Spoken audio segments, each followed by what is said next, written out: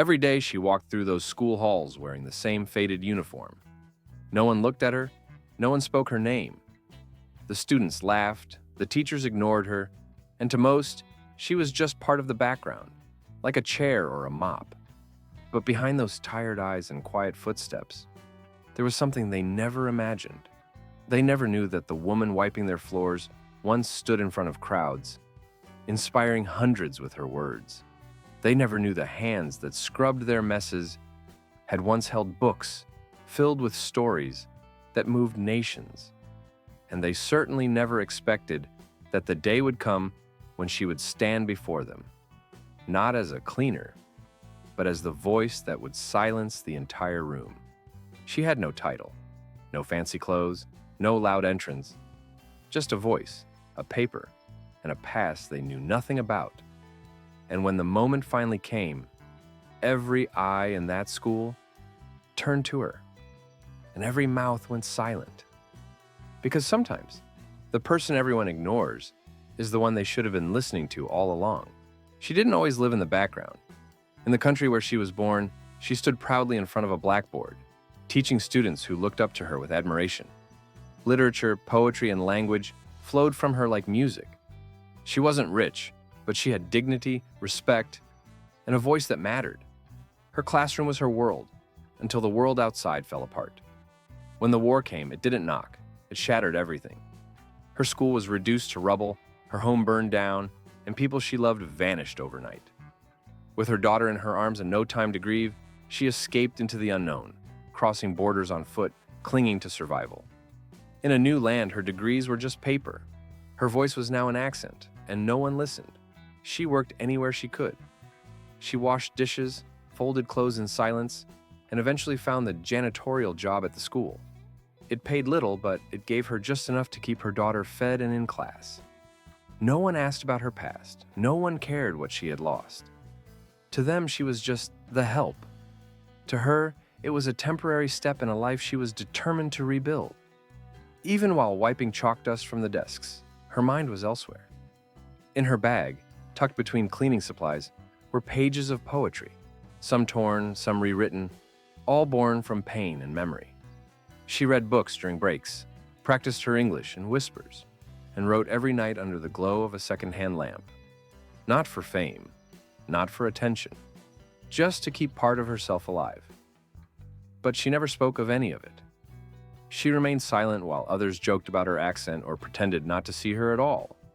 And while they saw only a janitor with worn shoes and tired eyes, they missed the truth that beneath that quiet uniform was a woman carrying a library of untold stories, waiting for one chance to be heard again. Every day she arrived at the school before sunrise, sweeping the empty halls in silence. By the time the students rushed in, the floors were spotless, but they never noticed. Some deliberately threw trash where she had just cleaned. Others made jokes under their breath, mocking her accent when she quietly asked them to be careful. She never answered. She just kept cleaning. Teachers weren't much different.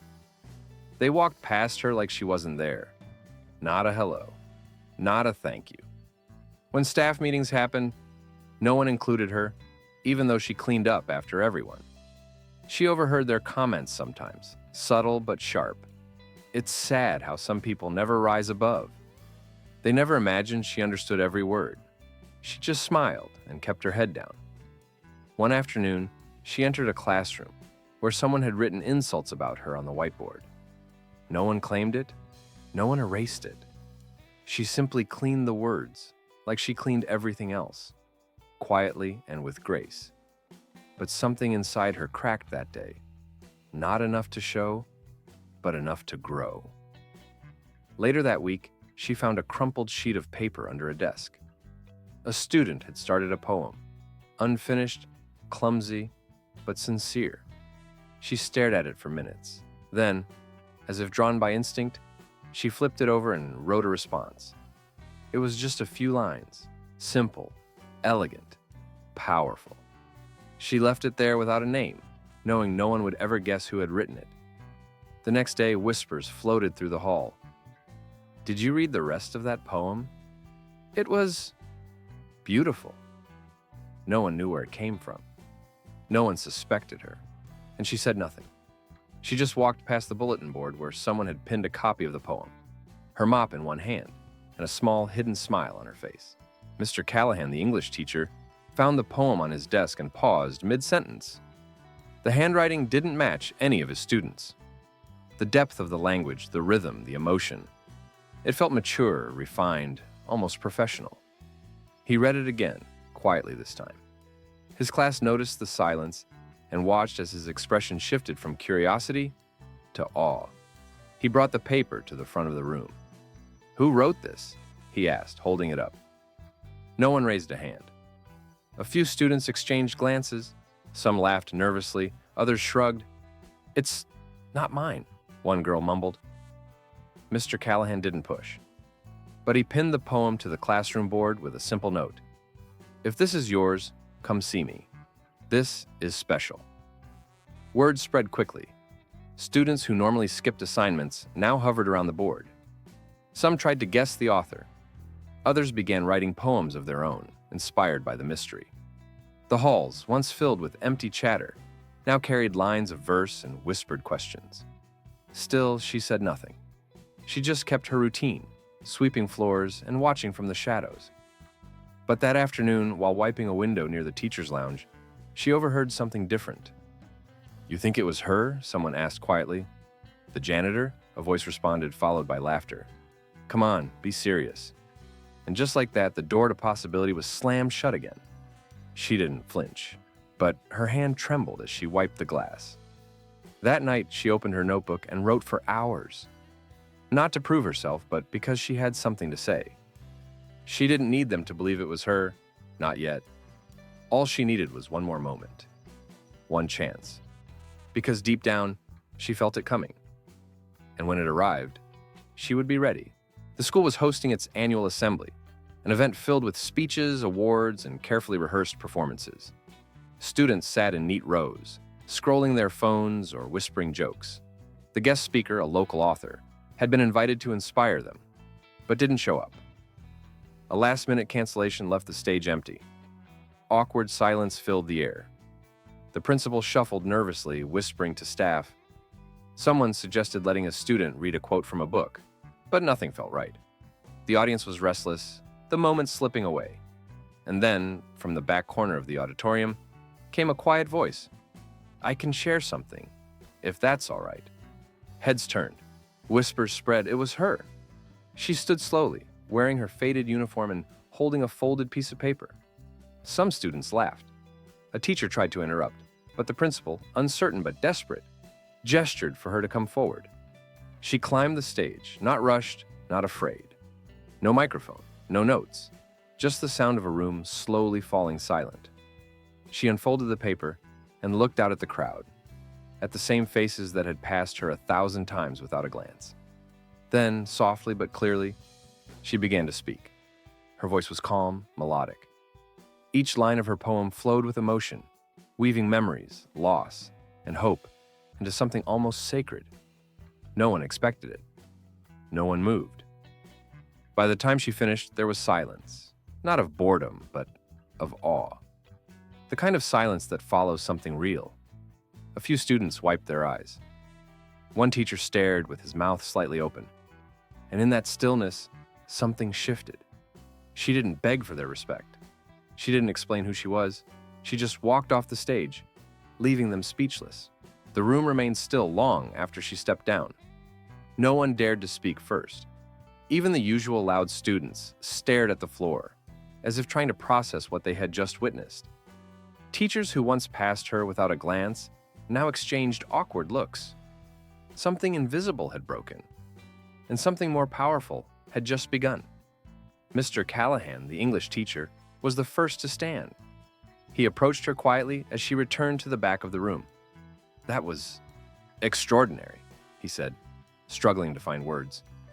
She simply nodded, eyes calm, and kept walking. She didn't need their praise, just the freedom to speak. And now, that freedom had been earned. By the end of the day, word had spread across the school. Clips of her poem were already circulating online, recorded secretly by a student. The comments were flooding in. "Who is she?" This made me cry. Why didn't anyone notice her before? In a world that once looked past her, people were now leaning in, trying to see her clearly for the first time. Some students approached her days later, asking questions, offering help, or just saying thank you. One girl admitted she felt ashamed for laughing at her weeks before. Others asked if she had more poems. She smiled gently, never bitter, and said, "I've always had them. You just weren't ready to hear." That sentence alone made a few stop in their tracks. The principal, now under pressure from the growing attention, invited her to speak at a formal school event. This time, she was introduced properly, by name with applause. But even then, she remained humble. She refused interviews, declined media attention. She didn't want fame. She wanted something deeper, to be seen as human. The school began to change, but not because of rules or policies. It changed because the students started seeing things they used to overlook. A new mural appeared in the hallway, painted by a group of seniors. It showed a woman holding a broom in one hand and a book in the other. At the bottom it read, "Never judge the quiet ones." Staff meetings were no longer the same. Teachers began greeting her in the halls. Students who once looked through her now looked at her, smiled, and stopped to talk. The walls of silence had cracked, and in their place, something more human had taken root. She hadn't raised her voice. She had simply told the truth. And that was enough to change everything. She never asked for recognition, but it came anyway. Her poems were compiled and printed by the Literature Club. A parent offered to help publish them. Invitations came from other schools, libraries, even universities. But she chose carefully. She accepted only what aligned with her quiet mission, to remind people that worth isn't measured by status, but by presence, by kindness, by depth. And in the final week of school, she stood once more on that same stage, this time not as a surprise, but as the closing speaker. She looked out at a room full of faces she now recognized and simply said, "You ignored my hands, but it was my voice that changed you." The applause didn't erupt. It rose slowly from a place of deep respect, and this time she allowed herself to smile. Sometimes the loudest power comes from the quietest voices. She didn't need to fight, scream, or prove herself with anger. She simply waited for the right moment to be heard. And when it came, she reminded everyone what real strength looks like: dignity, presence, and truth. If this story moved you, don't miss the one on the left, about a boy who was thrown out of a store for being poor and years later returned as the owner. Both stories share one lesson: never underestimate the ones the world tries to ignore.